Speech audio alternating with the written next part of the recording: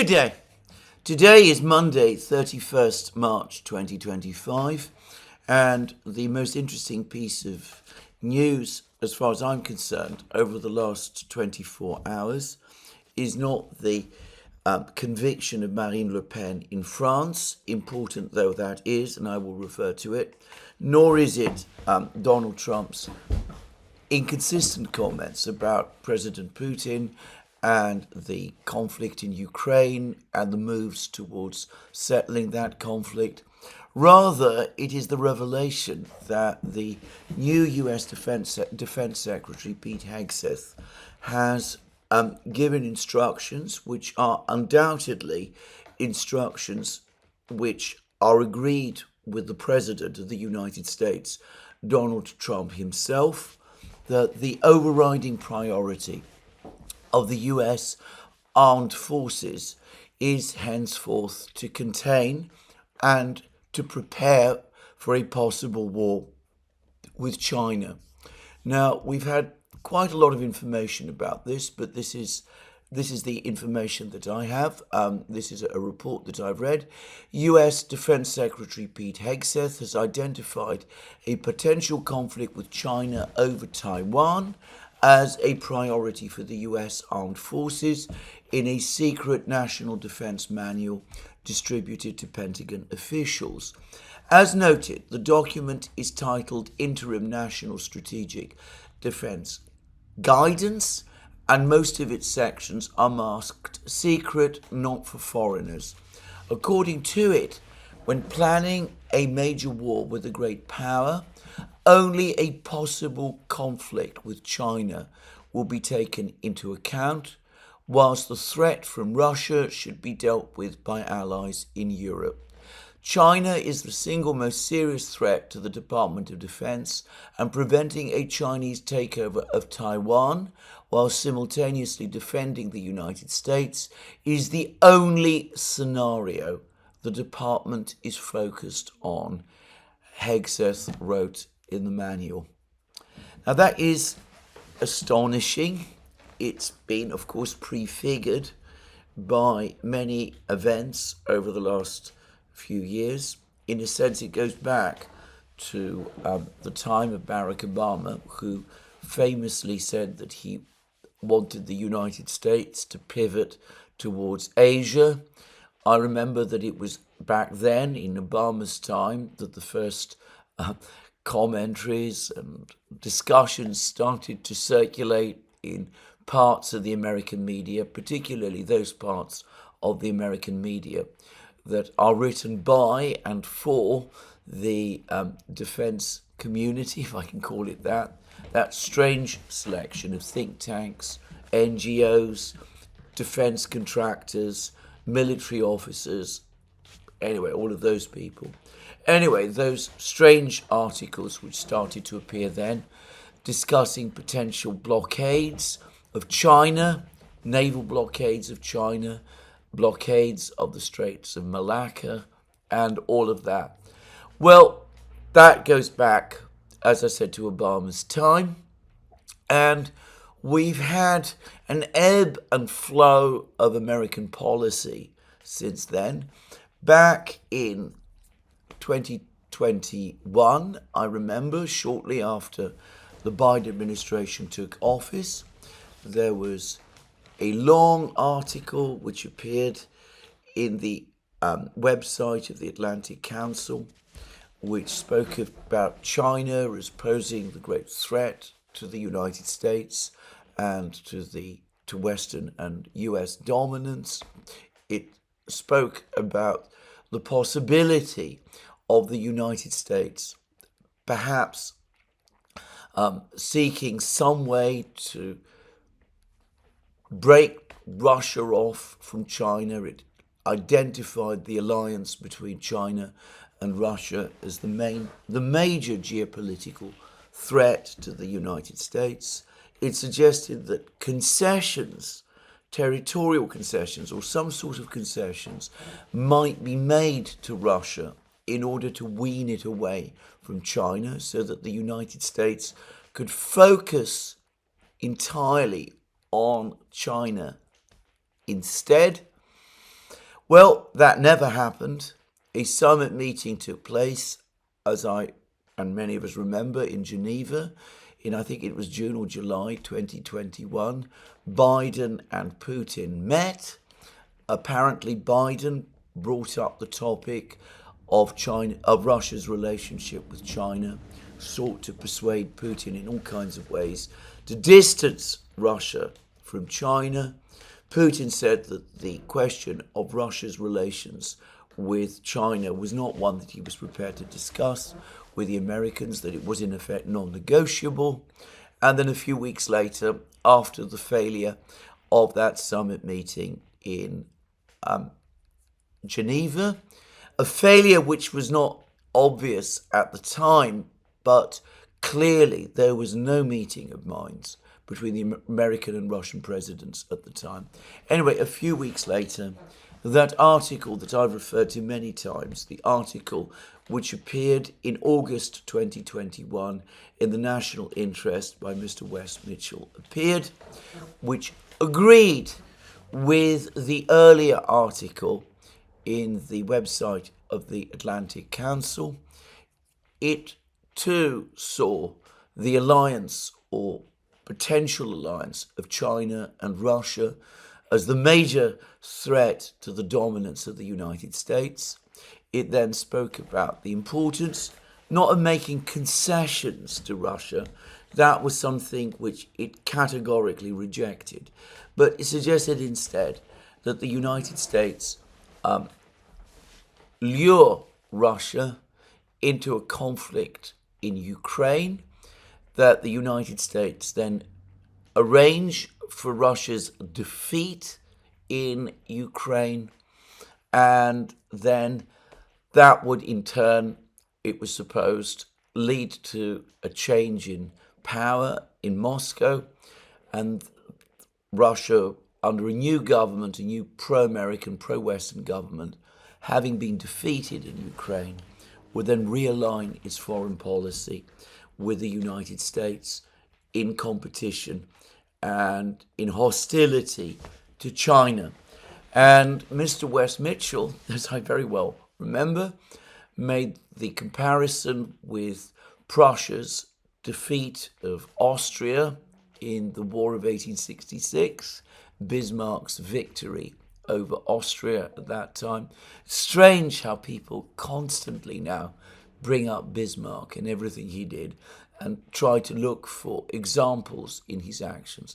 Anyway, Mr. Wes Mitchell brought all that up and pointed out that the Prussian victory, Bismarck's victory over Austria, in effect turned Austria from an adversary of Prussia into a satellite of Prussia, or at least an ally of Prussia, and ultimately of the reunited Germany, which Bismarck created a few years later. So that was the plan in 2021, after the failure of the Geneva summit.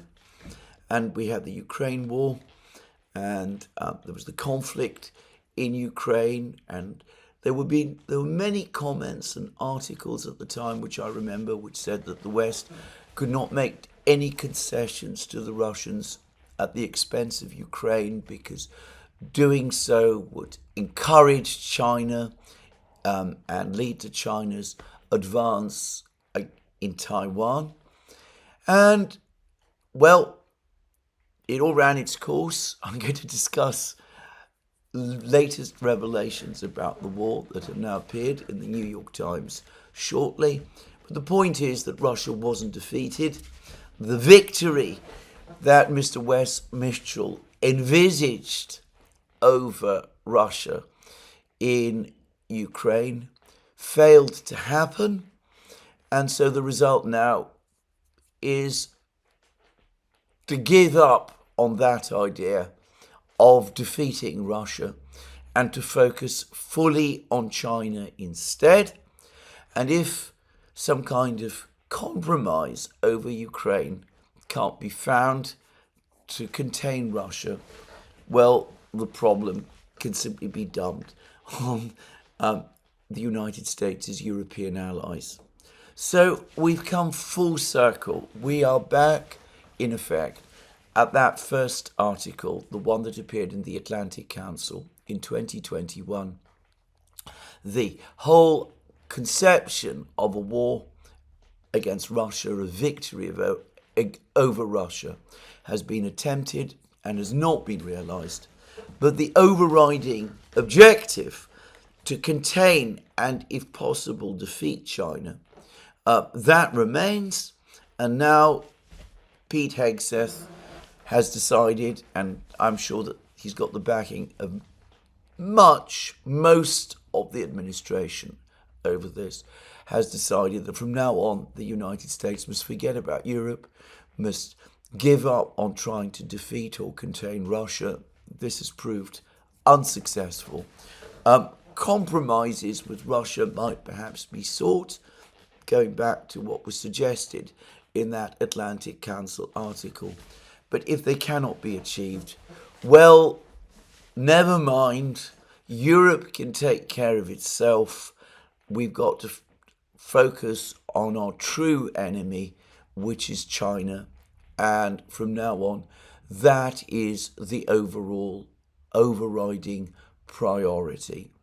The only a possible conflict with China will be taken into account, whilst the threat from Russia should be dealt with by allies in Europe.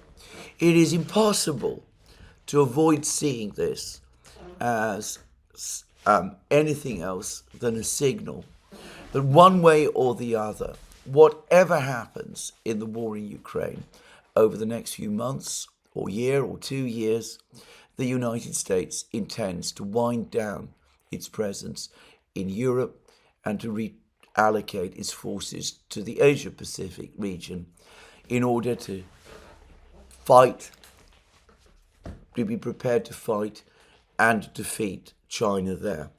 Now, before I go on, I want to say that I'm not saying necessarily that Mr. Hegseth and Donald Trump actually want a war with China. I think that goes far beyond the wording of this report, which, of course, I've not seen this national state defense guidance. But it's clear that from now on, at least whilst this administration is in office, military planning in the United States will be focused on China. The threat from Russia is going to be left, as I said, to take care of itself, or to be more precise, to be taken care of by the Europeans. And that, I think, ultimately accounts for the rather confused attempts that the administration has been making over the last few months, since Donald Trump's inauguration, to come to some kind of agreement with the Russians. The United States still finds it very difficult to make substantive concessions to the Russians. It accepts that NATO will not be extended to cover Ukraine. That has been taken off the table. But note that actual guarantees for that have not been offered. So there's no guarantee. The Russians have no guarantee at the moment that policy might not be reversed in future about Ukraine's NATO membership by any future administration. The Trump administration has made no proposals. Of that we can be sure, by the way, has made no proposals about how that long-term problem can be addressed. And the United States, instead of actually negotiating a peace agreement with the Russians over the last few months, has been trying to basically have its cake and eat it as well. It doesn't want to make any substantive concessions. It's resistant to the idea of making substantive concessions. But it does want to normalize relations with Russia. It wants to stabilize the relationship with Russia, as it says. But it wants to achieve that purely through a ceasefire, which, as the Russians have repeatedly said, does not satisfy them. So this is the tension in the US policy. Now, the focus on China is, I am sure, one of the primary reasons why Donald Trump wants to end this commitment to Ukraine, wants to scale down the American presence in Europe. Way back in his first term, he spoke about better relations with Russia. And always, even at that time, as I clearly remember, there was a subcurrent of argument from people close to him that this was intended mostly so as to free US resources to take on the challenge from China. But I suspect in Trump's case there are other motivations as well, putting aside the nonsense about him seeking a Nobel Peace Prize, which I don't take seriously. I think that he does have a general liking and even affinity for Russia, a genuine respect for Vladimir Putin. Probably when he speaks of his horror at the number of people who are dying in the war, I see no reason to think that he doesn't believe that. He is unique, as I've said, in terms of Western leaders in talking in that way. And also, I am sure that as a businessman, he's come to realize that the war in Ukraine is a losing proposition and that it makes no sense to continue to invest American resources in it. But despite the fact that, as I said, I am sure that President Trump has many reasons for taking the stance that he has, the need to free up American resources so that they can be concentrated against China is, I am sure, even in his own mind, in fact, including in his own mind, a key reason behind the diplomatic outreach that we have seen over the last few months. And if Trump thinks in this way, I have no doubt that others in the administration could perhaps take a more tough-minded view of American national interests, even than Trump does. People like J.D. Vance, for example, and Eldridge Colby and others like that. I suspect that they go further still. They have less of a sentimental attachment to this conflict than Trump does. They see it squarely as being in American interest to get out of this war as quickly as possible so as to be able to focus on China instead. And as I've discussed in previous programs, this is not unlike the sea change in attitude within the US elite at the end of the 1960s, which eventually led to the US decision to withdraw from the conflict in Vietnam.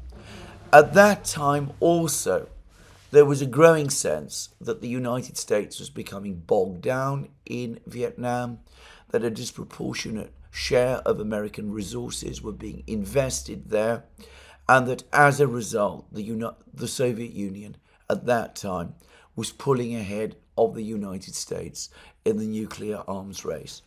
So we see same kind of big geostrategic calculations play out now as we saw then. Anyway, that now brings me back to Donald Trump, because over the last couple of days, as I started to discuss at the end of last week, he has been facing the fact that his diplomatic outreach to the Russians, his attempt to negotiate a ceasefire in Ukraine, and at the moment it is purely a ceasefire in Ukraine. He has not yet gone further and dealt with the underlying issues in Ukraine, what Putin and the Russians call the root causes of the war. His negotiator, Steve Witkoff, has to some extent done so, but it doesn't seem yet as if Donald Trump has, and certainly none of the other negotiators do. Anyway, Trump, for the moment, has been focused on a ceasefire, and over the last couple of days, it's become increasingly clear that that ceasefire, for the moment at least, isn't coming. The negotiations for the ceasefire have stalled. When he spoke to Putin about this on the 18th of March, Putin, very understandably, and it's important to remember again that Putin is talking about Russian interests, what Trump wants, what Westerners may want, what even people in the West who want peace in Ukraine, to return to Ukraine as quickly as possible.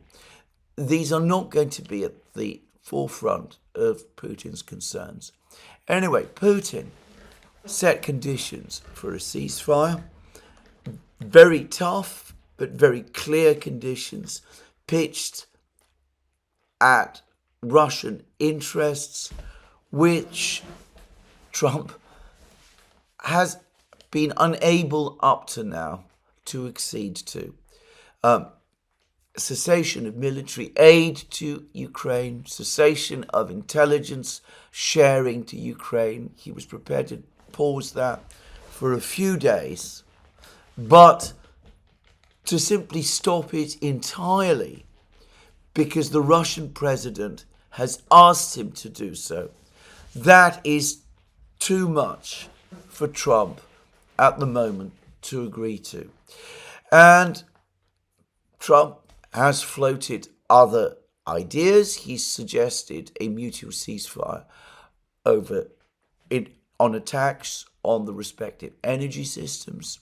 The Russians said yes, Putin said yes, though only for 30 days. But Trump has now seen that that ceasefire is not being honoured. Now, to repeat again what I said in my previous programme, I have absolutely no doubt that the party which is not honouring the ceasefire is Ukraine, that the Ukrainians are violating the ceasefire by continuing to conduct attacks on Russia's energy system. The Hungarian Foreign Minister, Peter Szijjártó, has actually come out and said as much also. He has made it absolutely clear that he regards, and Hungary regards, the violations of the ceasefire as being Ukraine's work, not Russia's.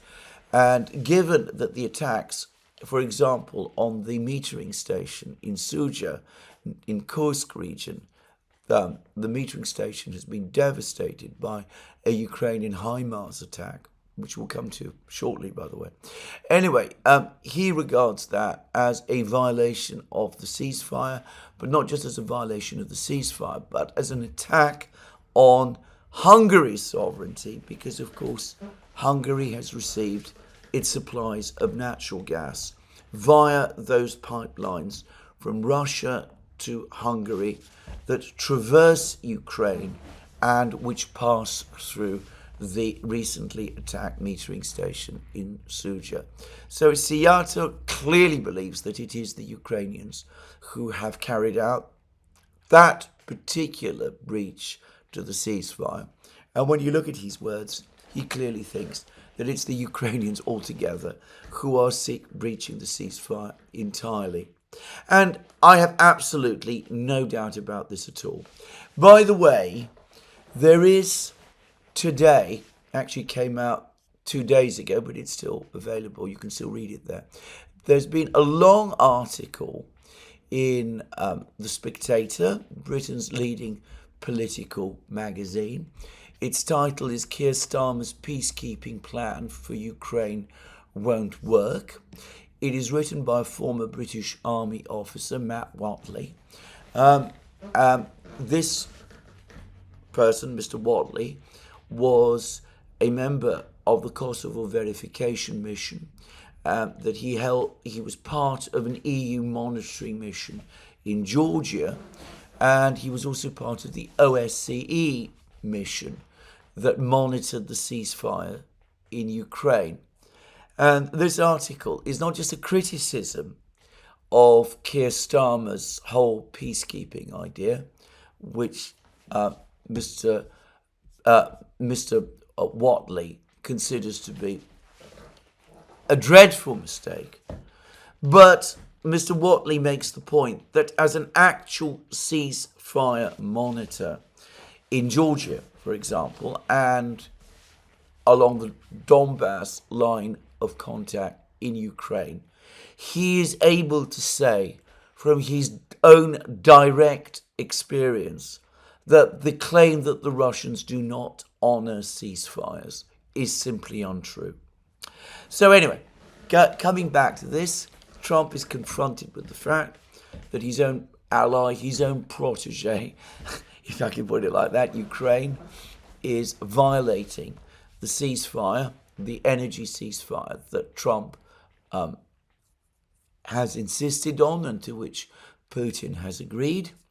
And Trump now also has to face the fact that the ceasefire, or at least the attempt to return to the Black Sea Initiative, the grain deal, has also been blocked because the European Union refused to relax the sanctions on Russian agricultural exports and to reconnect certain key Russian banks to the SWIFT system so that Russia could receive smooth payment for those exports. So Trump, as I discussed at the end of last week, is now confronted with a situation where all his diplomatic outreach to try to bring the conflict in Ukraine, if not to an end, then at least to a stop, all of that is now at a standstill. And I said that it was unclear to me what in the short term Donald Trump would do. I thought there was a risk that the pendulum would swing and that he'd turn on the Russians. But I thought it more likely that in the end he would understand who it was actually who was violating the ceasefire and preventing the ceasefires from taking effect, and that this would turn him against the Ukrainians and the Europeans, at least in time. And, well, the events of the last 24 hours tend to bear that out, though it's early days and we simply cannot be sure. Anyway, over the weekend, Donald Trump hosted a visitor who is Alexander Stubb, who is the newly elected president of Finland, who I think it is fair to say is a Finnish politician with an unusually extreme dislike of Russia and an almost extraordinary loathing of Russia's president, Vladimir Putin. Now, there's lots of theories about where Stubb gets these feelings from, but the fact is he does have them. They mark, by the way, the complete reversal of Finland's policies since the end of the Second World War, which until fairly recently had been to seek to remain on very good terms with Russia, policies which served Finland well. But anyway, Alexander Stubb takes a completely different view. And unsurprisingly, given that Stubb apparently had a fair amount of contact with President Trump, and there's reports that they went onto a golf course together and played golf with each other, it seems that Stubb seized the opportunity to speak as belligerently as he could about the Russians, about what a terrible man Vladimir Putin is, and what a frightful threat to Europe Vladimir Putin is, and how Putin can't be trusted, and how the Russians can't be trusted, and how they're simply spinning up the talks and won't agree to Trump's proposals for a ceasefire, and that the time has come to impose an ultimatum on the Russians, 20th of April, to agree to a total ceasefire or else, basically. So that was the story which, by his own account, President Stubb was bringing to Donald Trump. And not just Alexander Stubb, others too. So Lindsey Graham, Senator Lindsey Graham, is now busy putting together another sanctions package in Congress. I suspect that will be stillborn, by the way, unless Trump decides to support it, which I think, as we shall see, is unlikely. But anyway, Lindsey Graham has been an important political ally of Trump's over the last 2 years or so, and still probably someone that Trump doesn't want to fall out with. And so he probably listens to what Lindsey Graham is saying, and there will be others as well. There are reports that this morning Trump and Starmer, for example, had a telephone call. This appears to have been mostly about trade issues.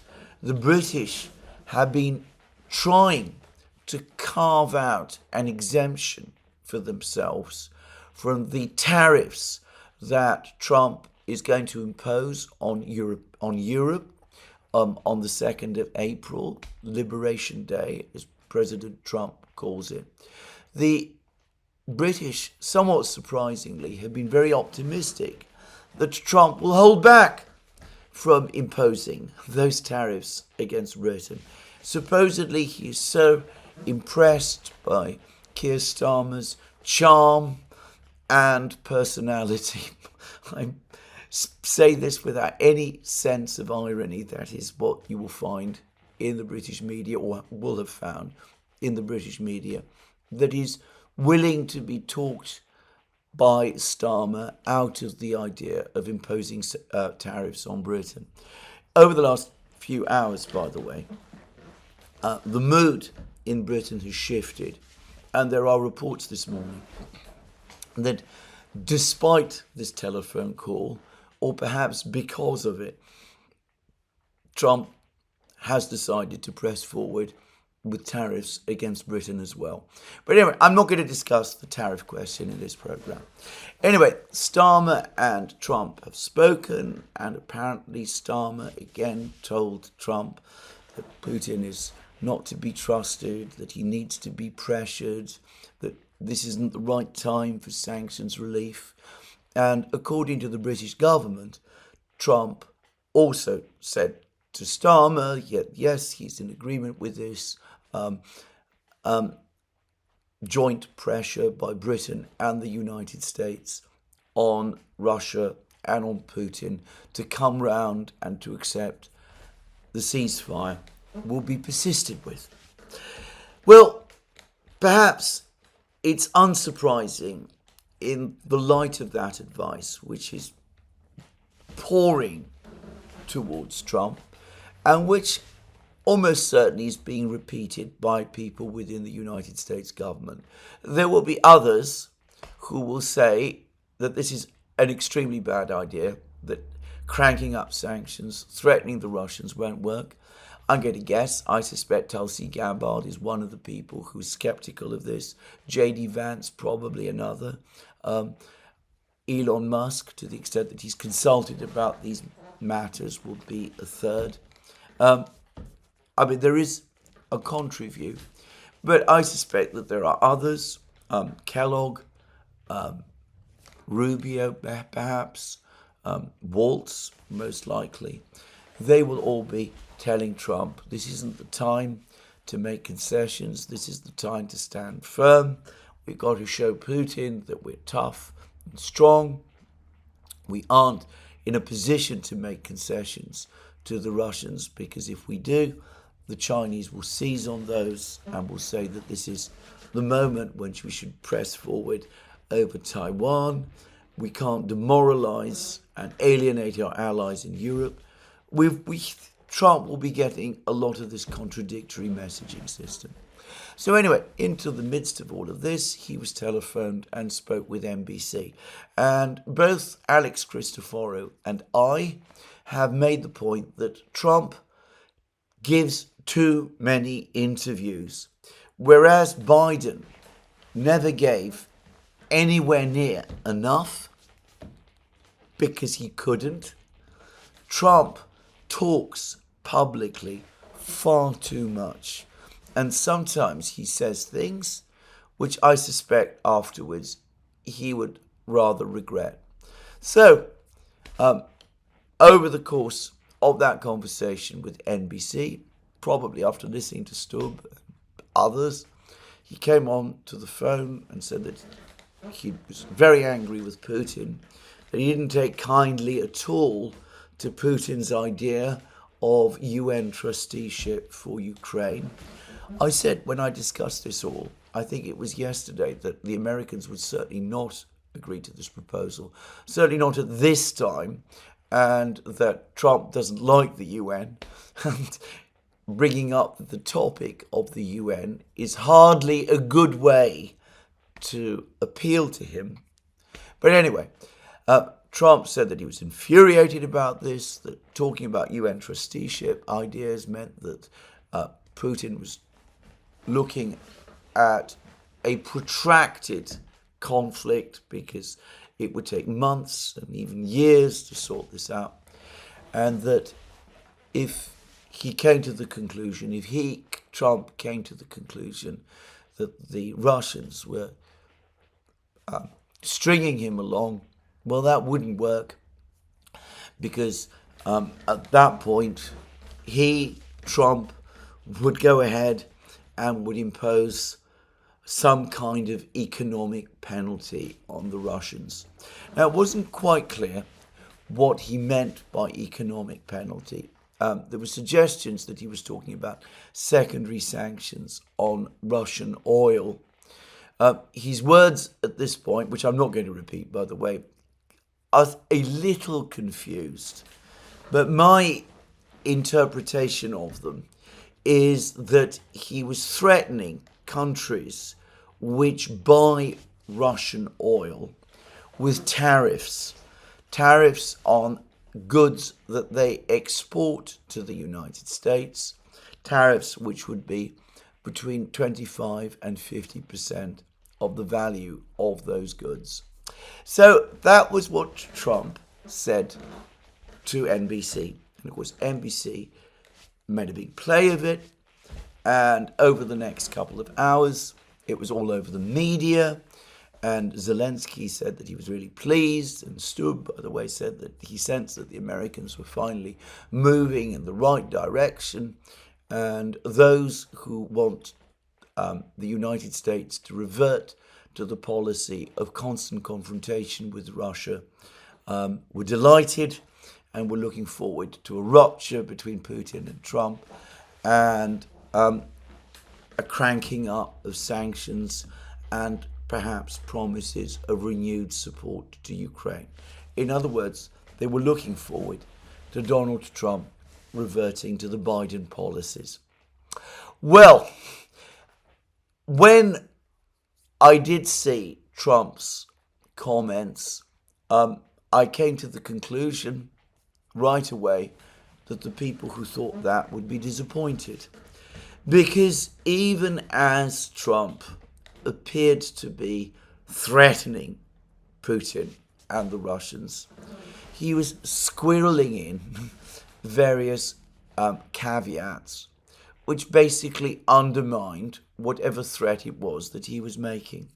First of all, he made it clear that he would have to be convinced that it was the Russians who were indeed violating ceasefires and who were spinning out the talks. And he conceded that it might not be them at all.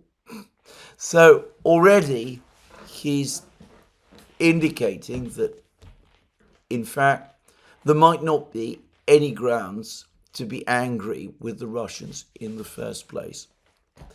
And then he went on to say, and this is in the same comments that he made to NBC, that he wants to speak to Putin again perhaps this week.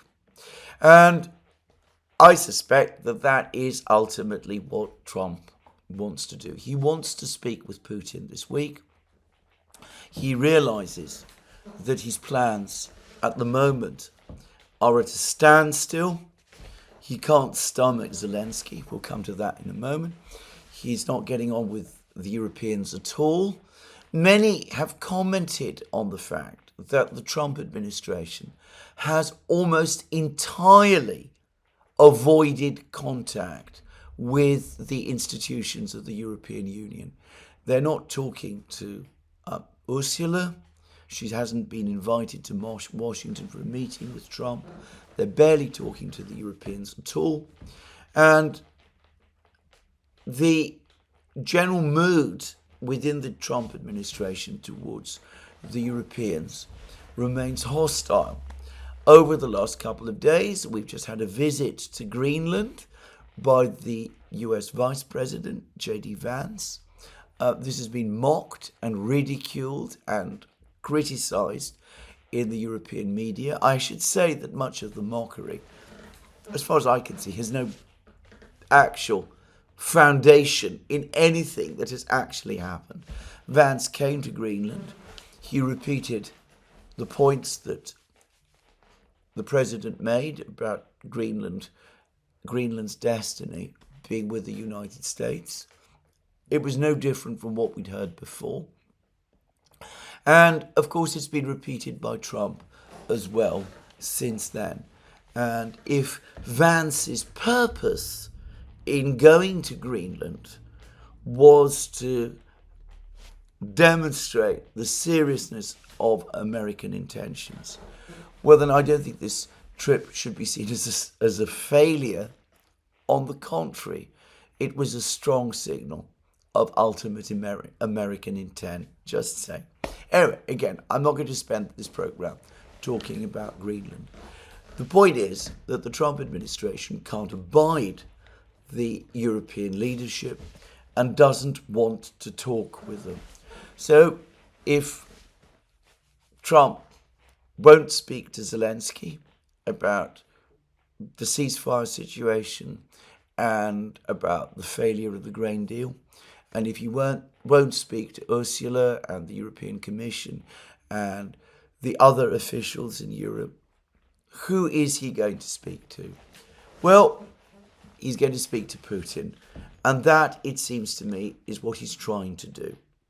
Now, Peskov, Putin's spokesman, has already talked about this. He said that the Russians have no objections at all to speaking with the Americans, that Putin is always open to discussions, but that so far no actual steps to arrange a telephone call between Putin and Trump are in place. So there may be a call. It's not clear to me what the two leaders are going to discuss. I don't expect Putin to give an inch on any of the points that have held up, if you like, Russian agreement to the various ceasefires. I don't know what Trump has in mind, but I find it psychologically understandable that a president like Trump, who tends to look for personal diplomacy to sort his way through difficulties, wants to speak to the one individual that one senses he has some kind of affinity for, who is, of course, Putin. Anyway, after the NBC interview, Trump began to walk back some of his NBC comments a little. He spoke again, I think this was on Air Force One, about how he and Putin always got on, how Putin respected him, that he had no real doubt that Putin really is interested in seeking peace. And he also, I think, perhaps in separate comments, I'm not sure about this, also said that he doesn't actually want to impose tariffs to try to restrict Russia's trade. He doesn't want to cause Russia further economic embarrassment. Now, I ought to say that the Russians, in response to Trump's comments, basically just shrugged their shoulders. I think that they've had categorical assurances from China that if the Americans do start imposing secondary sanctions on Russian oil, which, by the way, Trump didn't exactly threaten, but if the Americans were to do that, the Chinese would nonetheless continue to import oil from Russia.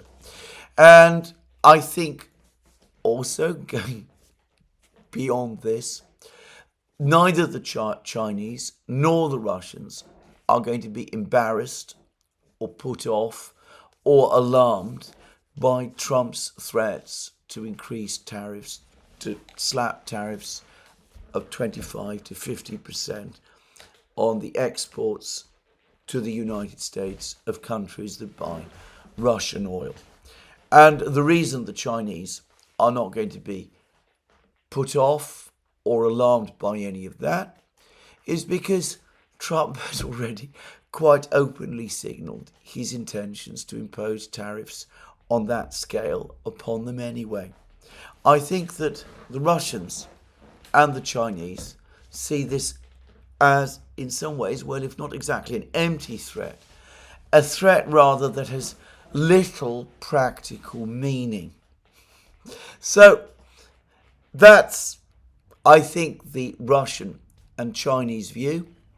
But anyway, and beside this, as, by the way, Mr. Watley also pointed out in his article in The Spectator, the Russians have repeatedly shown that if they are sanctioned, if economic pressure on them is increased, the war in Ukraine is for them such an existential issue that they will withstand the sanctions and absorb the cost, as they have repeatedly shown they can do.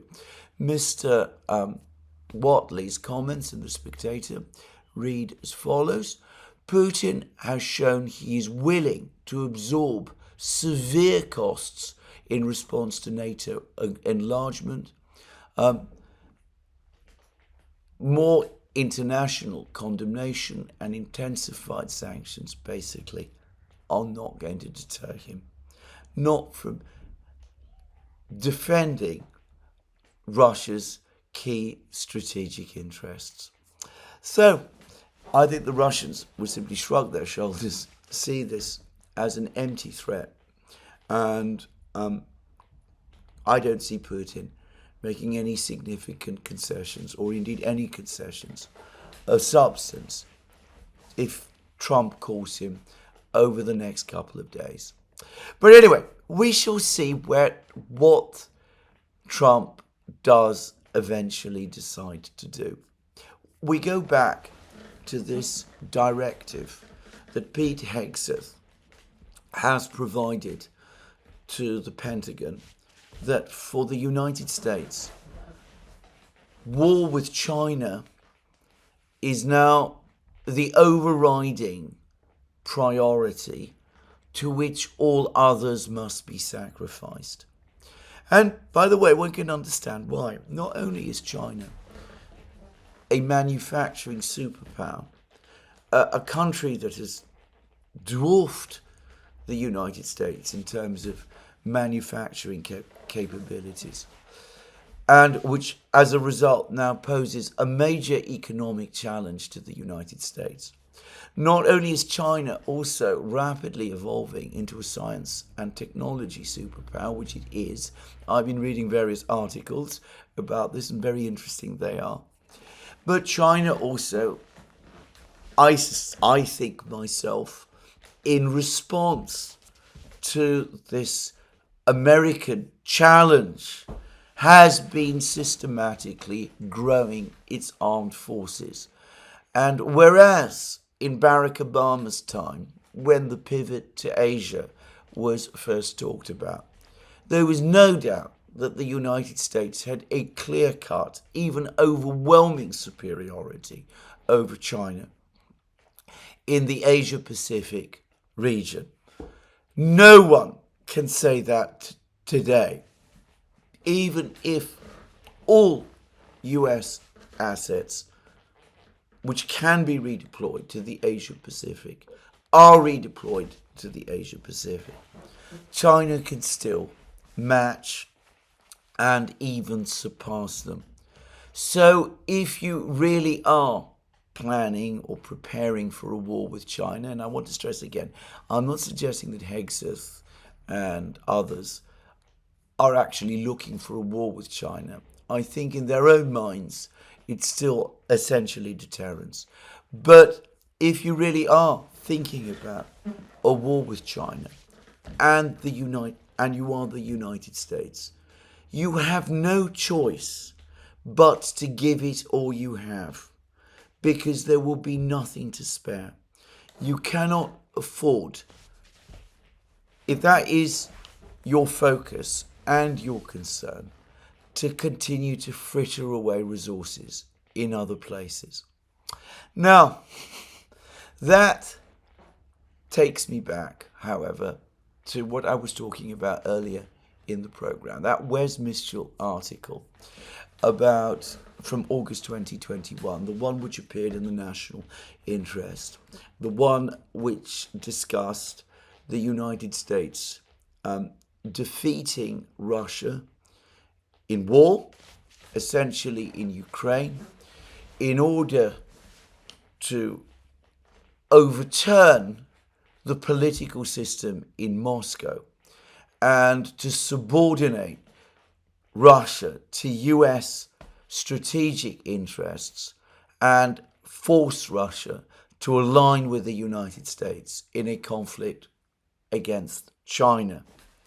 Well, we have now had a gigantic and almost interminable article in the New York Times, which sets it all out in painstaking detail. Now, I want to make a few points about this article, which has appeared in the New York Times and which is being discussed and talked about by all sorts of people. And that is that it is one of the most mendacious articles I have ever read about the Ukraine conflict. It gives a totally one-sided picture of the conflict from an American point of view, and one which I myself do not recognize in many of its details. The article, for example, is entitled "The Secret History of America's Involvement in the War in the Ukraine War." It speaks about how the story that is outlined in the article about the extent of America's involvement in the war has not been told before. The last is flat out untrue. If you've been following these programs, if you've been listening to programs on this channel, if you've been listening to what we have been discussing every day, Alex Christoforou and I, on the Duran, if you've been following Alex Christoforou's own channel, if you've been listening to what has been said in many other programs, Brian Beletic at the New Atlas, for example, there is absolutely nothing in this article that would surprise you. Now, I think it was about 2 weeks ago that I said, firstly, on this channel, and then together with Alex Christoforou, in a long program we did on the Duran, that this claim that the conflict between Ukraine and Russia was a proxy war between the United States and Russia, that didn't seem to me to be strictly true.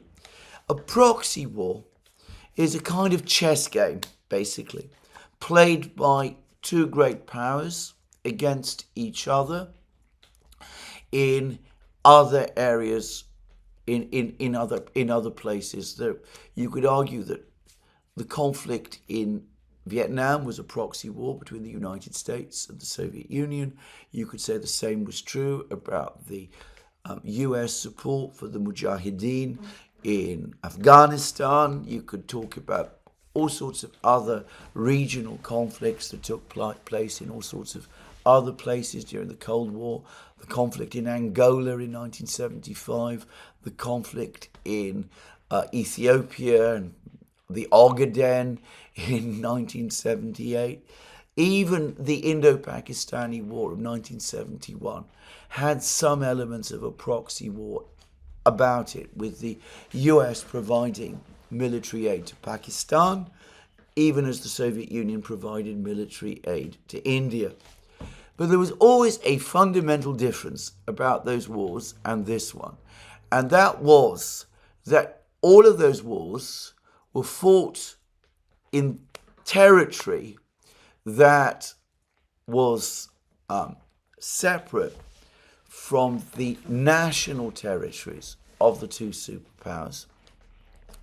And it was fought for limited objectives, very limited objectives, for objectives of strategic influence. And they never prevented the two superpowers from maintaining contacts and conducting diplomacy with each other. The Ukraine war is different.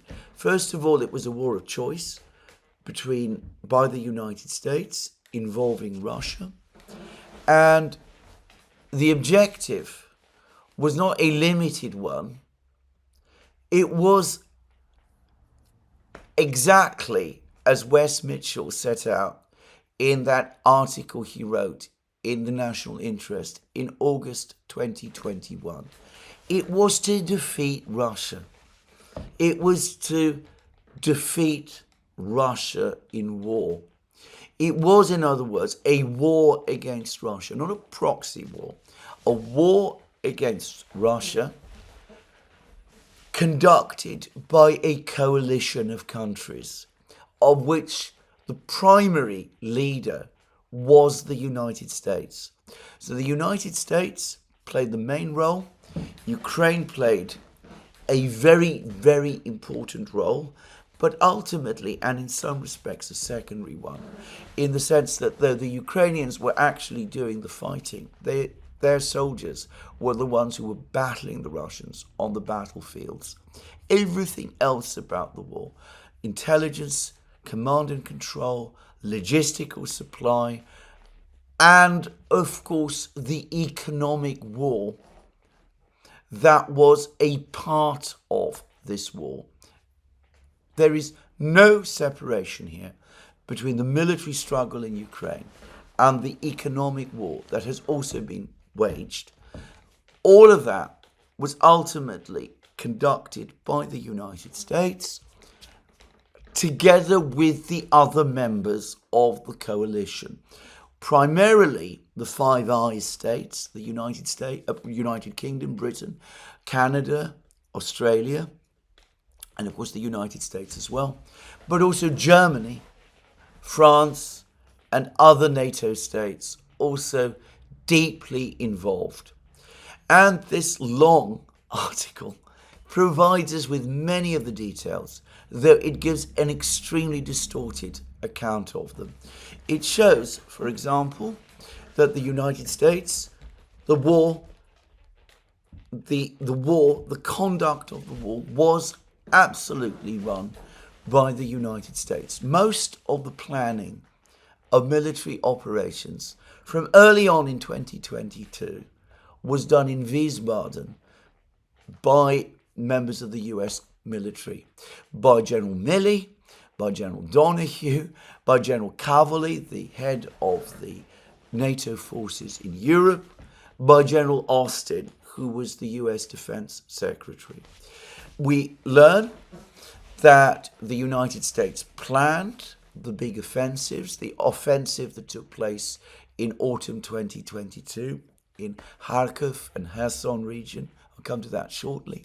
The United States planned the major offensive that was done against Zaporozhye to try to break through to the Black Sea in 2023. The United States made most of the military procurement decisions. It's now clear that it was American generals who were instrumental in insisting that Ukraine be provided with the M777 howitzers and the HIMARS rocket systems. And this was done in order to effect military operations which these same American officers, these same American generals had planned. It was these American generals, not the Ukrainians as such, who insisted that Ukraine be supplied with the ATACMS missiles, contrary to the wishes of other senior military defense officials in the Pentagon itself. It was, in effect, a small group of American generals and their subordinates, plus the political leadership in Washington, the Biden administration, and the other officials there, Jake Sullivan, Tony Blinken, and all of those, who were running the war. Now, the Ukrainians did have a say. After all, it was their soldiers who were doing the fighting. And much of the article is a catalogue of disagreements between the Americans and the Ukrainians. And basically, I think a fair description of the article is that it says that the American plans were excellent, that the war would have been won if they had been followed, but that the Ukrainians were always disobeying instructions that they were being given by the Americans. They would go off on frolics of their own. General Syrskyi, for example, in 2023 sought to retake Bakhmut when the Americans wanted him to focus exclusively on Zaporozhye, all of those sort of things. So the only reason why these superbly executed and wonderful plans that the Americans drew up failed was because the Ukrainians themselves wouldn't execute them. And this is, I'm going to say straightforwardly, as far as I'm concerned, a flat-out lie. It is simply not true. In fact, if you actually study, if you actually take a cold eye and look through this article and look at the various operations that the Americans planned, what you notice is that every single one of these operations, on its own measure, failed. So, to take one example, the Kherson offensive of 2022, still accounted by most people as a great success by Ukraine. It did, after all, result in the recapture of the city of Kherson on the Dnieper River. This operation must be considered an operational failure. In fact, that was a point made at the time, as I very well remember, by Brian Beletic. And what we read in this New York Times article absolutely vindicates his analysis of that time. Specifically, the purpose of this offensive was not to retake Kherson city.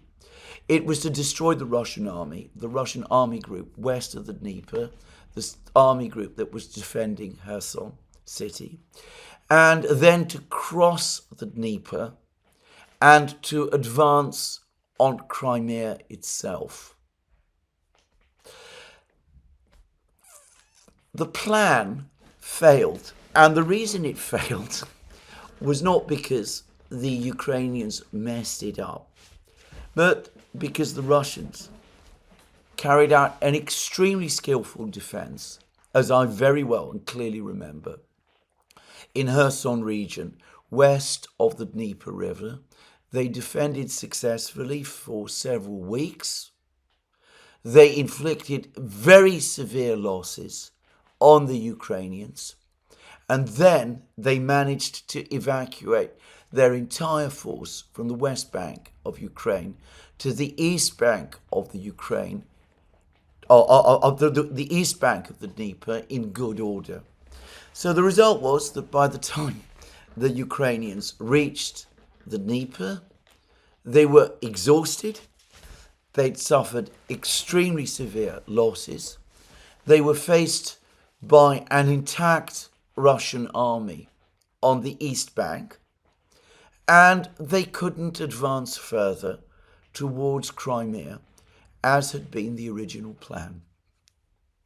Similarly, there's huge amount of criticism of General Syrskyi over the Zaporozhye offensive. It's absolutely clear that the Americans now planned the Zaporozhye offensive to the minutest detail. It was they who planned to break through to Melitopol and beyond Melitopol to the Black Sea, to the Sea of Azov. Again, clearly the plan was to advance on Crimea as well. All of those things.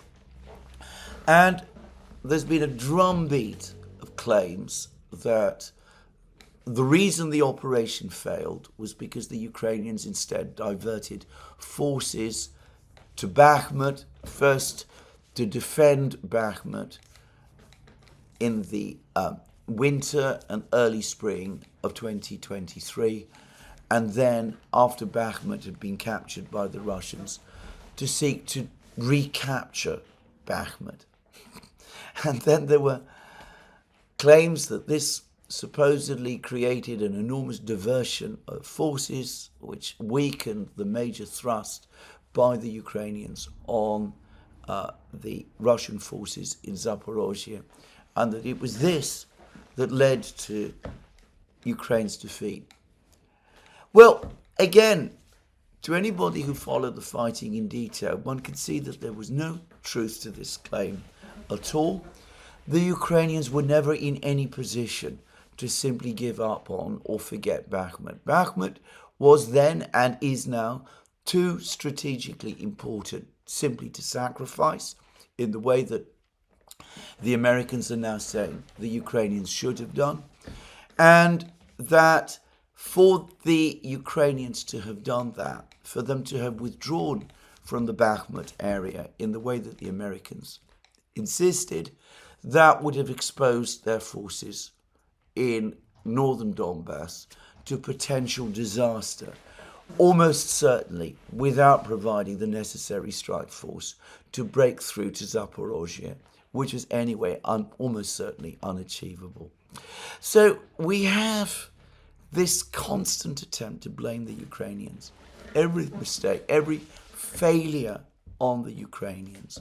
Never at any point in this article is there any admission of what is certainly the truth, which is that, on the contrary, the reason all of these plans failed, every one of them, was because the Americans, and it was the Americans, Cavoli, Donahue, Milley, and all of the others, were consistently outgeneraled by the Russians. The Russians, contrary again to what much of this article says, in 2022, 2023, were overall outnumbered by the Ukrainians. The Ukrainians in 2023 had no shortage of equipment for their offensive. But the Russians proved tougher than the Americans had anticipated. The Russians were able to respond to all of the various plans that the Americans had. In fact, they seem to have had remarkably good insight as to many of these plans. The Russians adapted themselves to all of these offensives and were able to counter them, and to counter them successfully.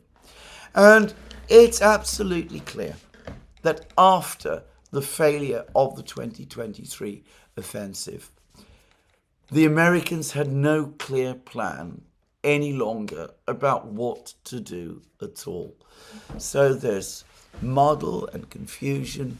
There's, again, an attempt to pretend that the entire Kursk operation that Ukraine launched in the summer of 2024 was something that was conjured up by the Ukrainians all by themselves without any input from the Americans. I don't myself believe that. I am sure that there was a significant amount of input.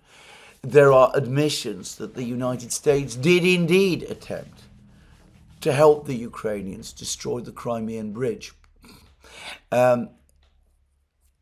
ATACMS missiles were supplied to Ukraine for precisely that purpose. Biden initially, the Biden administration initially had resisted that plan, but eventually, as it always did, it came round to it, and I suspect indeed even advocated it.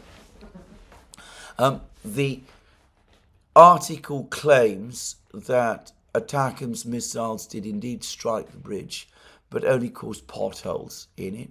I don't believe that either, by the way. I am confident, from what I remember of the conflict, I'm confident, I'm not absolutely sure, but I'm confident that not a single ATACMS missile ever actually managed to hit the Crimean Bridge. That the Russians were able to shoot all of them down. I'm going to go further, and I'm going to say that the ATACMS missiles, and this article confirms that hundreds of them were supplied, and that the decision to authorize use of ATACMS missiles for strikes into Russia was made in April 2024. Just to say, apparently around 150 additional ATACMS missiles were supplied for those kind of purposes at that time. Well, the point was that the ATACMS missile failed in the way that it was intended to work. It didn't achieve its intended purpose. And we learned that not only were the Americans engaging in the offensive military planning, but they also selected the targets. There are all kinds of euphemisms about this. Supposedly they didn't select the targets, they simply gave the Ukrainians points of interest. But they selected the targets in Russia, in Crimea, in the area of the battle zones in Donbass and elsewhere for the Ukrainians to attack. And as a member of the Duran community pointed out to me, in fact, I think it was more than one, shortly after the HIMARS systems were supplied to Ukraine, the Americans actually assisted. In fact, actually not assisted, they controlled the actual launches of the HIMARS missiles. It was they who made the decisions as to how the HIMARS would be used and what targets they would strike. So this was an American war. An American war. The only difference between it and, say, the Vietnam War was that American infantry was not openly involved, though even this article concedes that American military personnel and American military officers were based in Ukraine, and many of them actually arrived in places close to the front lines, where they were obviously playing more than just an advisory role. So anyway, there it is. It is all outlined there. It is a huge attempt, in my opinion, to defend the American military for its failure.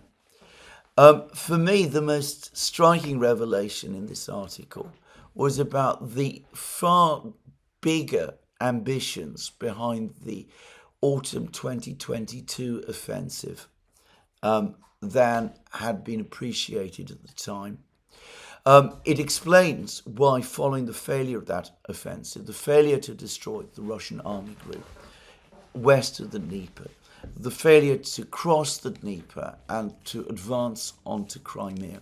Why, knowing that failure, General Milley at that time briefly became a supporter of negotiations with the Russians, though he very quickly changed his tune when he decided, when this, as I said, group of officers and their political masters decided instead to turn towards the Zaporozhye offensive in 2023.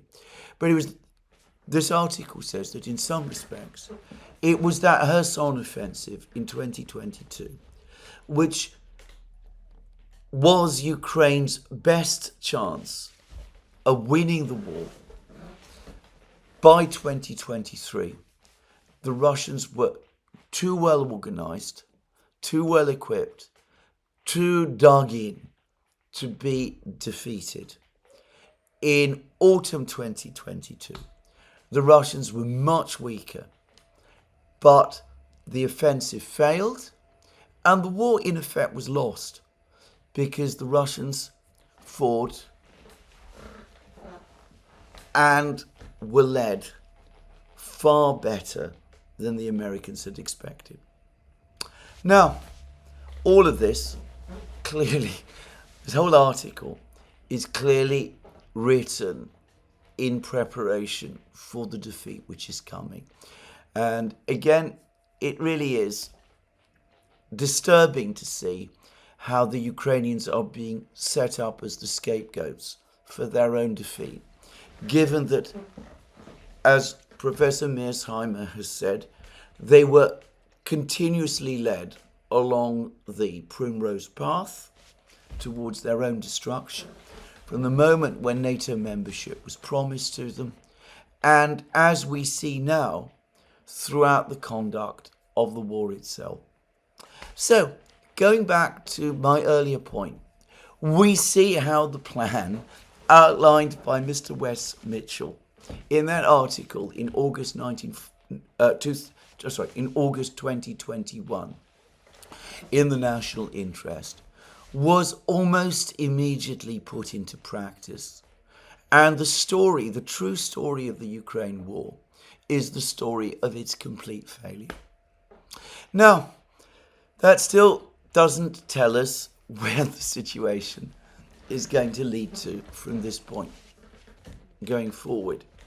Now, the Russians have read this article in the New York Times. Peskov has been asked to comment about it, and he has said that there is nothing in this article that is new to the Russians, and that unquestionably is true.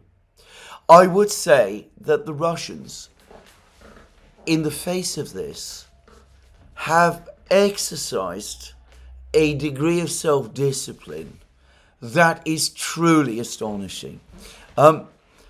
Knowing the role the United States has been playing in the war, it's remarkable that they have held back from stronger action, such as, for example, shooting down American surveillance aircraft or surveillance drones, which have clearly been providing, well, as the article confirms, have been providing the Ukrainians real-time intelligence on Russian military positions, making it possible for the Americans and the Ukrainians, and I stress the Americans as well, to target even individual Russian commanders.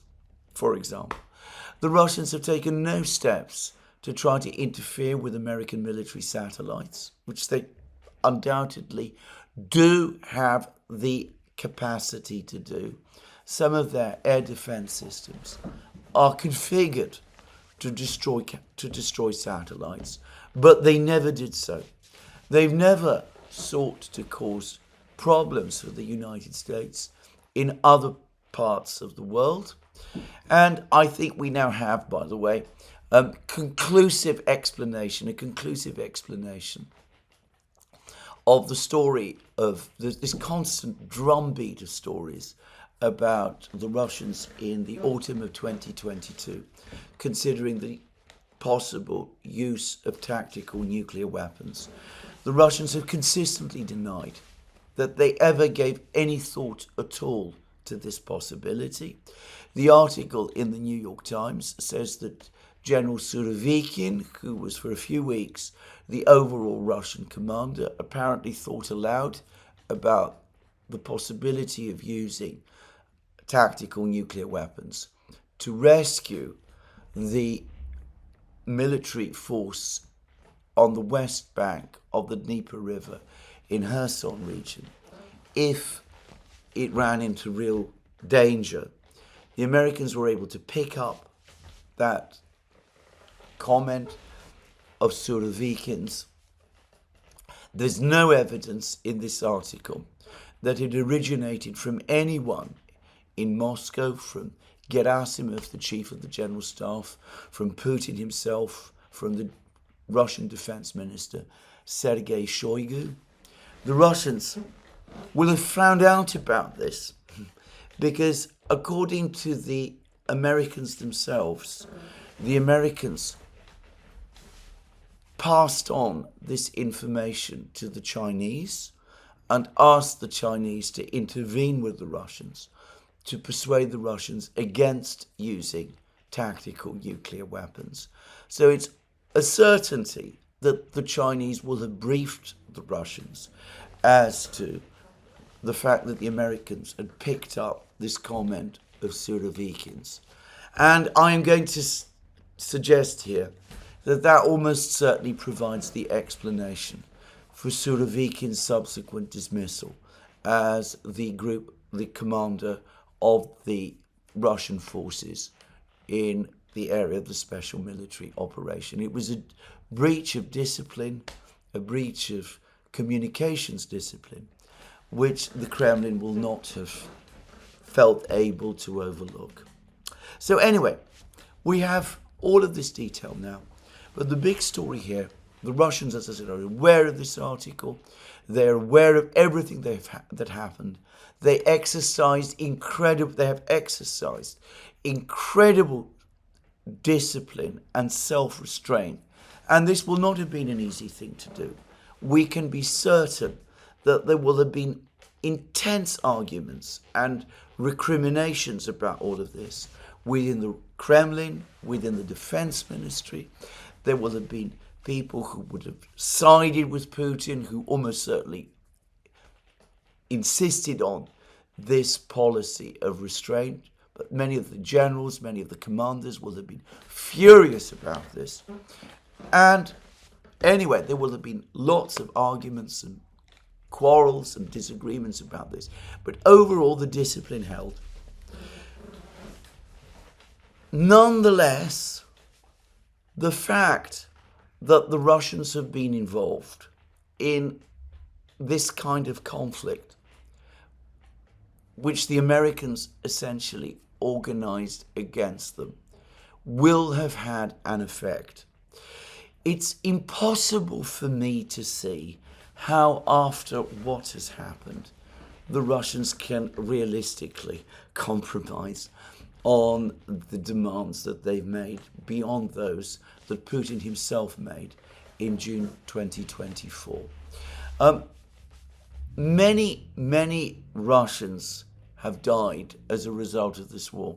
Probably nowhere near as many as the Americans believe, but nonetheless, thousands, almost certainly tens of thousands of Russians have died. And this is not something that is going to be easily forgiven or forgotten. Certainly not in Moscow. And certainly not even more in the various provincial cities where most Russian soldiers ultimately come from. And that, as I've said previously in previous programs, does limit Putin's room for political maneuver.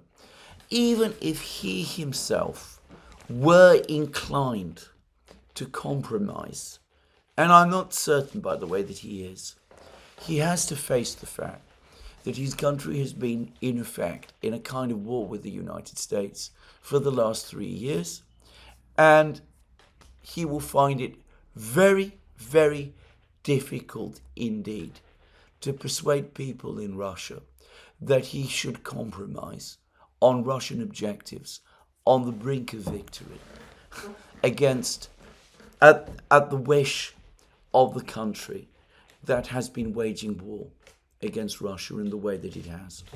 And I'm going to make a further guess. One of the reasons why opinion across the global south and amongst Russia's BRICS friends has been so supportive of Russia over the last 3 years is that the Russians, obviously knowing all of these things, will have gone out of their way to inform their BRICS friends about it, to inform China, India, Brazil, all of those countries about the reality of the war that they had to fight and about who the other side to that war actually was.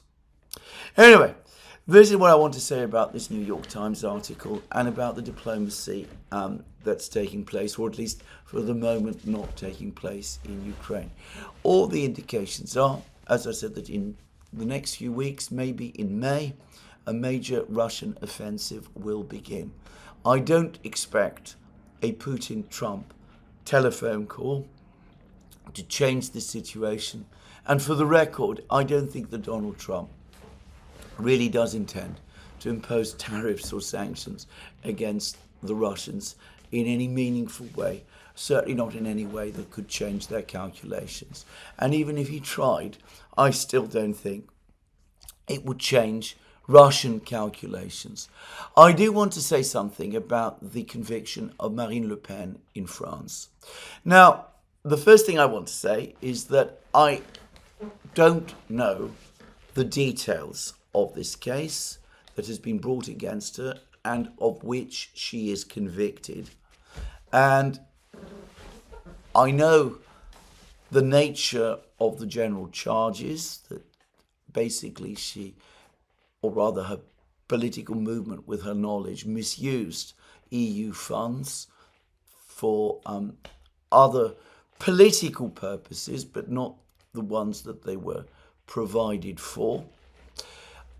She says that she has a defense to this. She says that she feels that she has done nothing legally or criminally wrong. I don't know the details. Speaking for myself, I'm absolutely willing to accept the possibility that she is actually guilty as charged, in the sense that perhaps, quite possibly, probably even, she did do all of these things. But I'm somebody who is quite familiar with the French political scene, the way French politicians work, the way they manage their party affairs, the way politics is conducted in France.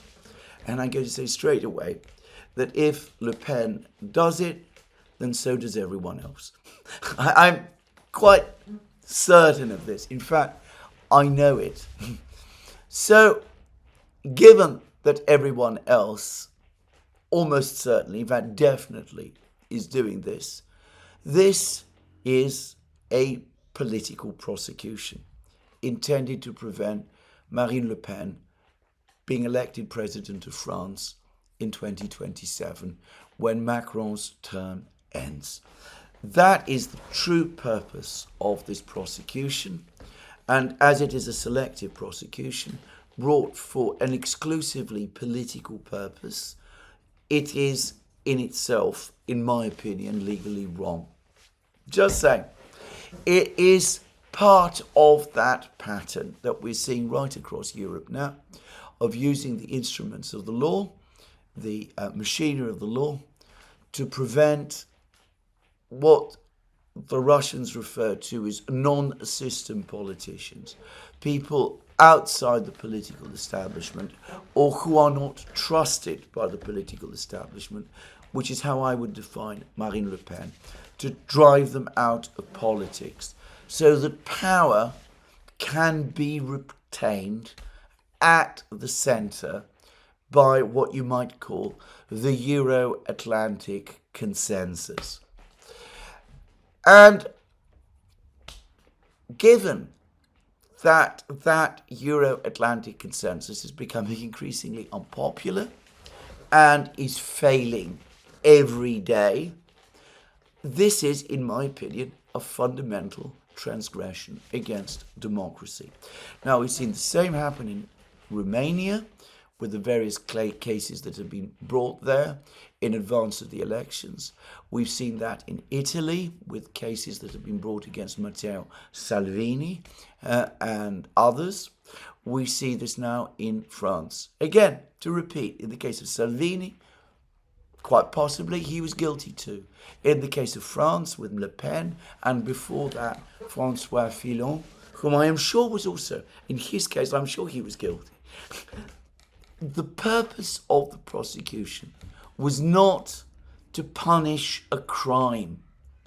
It was to knock out a politician from the political race. Now, I don't know where this leaves France. There will be people in France who will be angry, no doubt. Marine Le Pen's party will continue to function. It's still one of the biggest parties in the French Parliament. It continues to command support. I suspect that this conviction will increase support for Le Pen and will make her a more popular figure in France. Though, if it turns out otherwise, that wouldn't be unprecedented, but I suspect that that will be the result. It could mean that another political figure from her political movement, maybe Mr. Bardella, is elected in her stead. But whatever happens, the damage to the political system across Europe is immense, and it is growing. If the law is not administered impartially, then it ceases to be law in any meaningful sense. It becomes weaponized in a way that destroys its essence. There are endless articles across the media in the West, throughout the West, about how there are threats to the rule of law from all of these so-called far-right populist figures. I think an understanding of where the damage to the rule of law is actually being done and who is doing it would be an awful lot more useful. Now, I don't know where all this is going to end or how this is all going to end, except this: it will end badly, one way or the other. Either we will become increasingly states where the appearances of politics no longer bear any relation to the realities, because the realities are entirely decided behind the curtain by elites, with outsiders prevented from having a say. A kind of soft authoritarianism that will quickly evolve into a hard authoritarianism.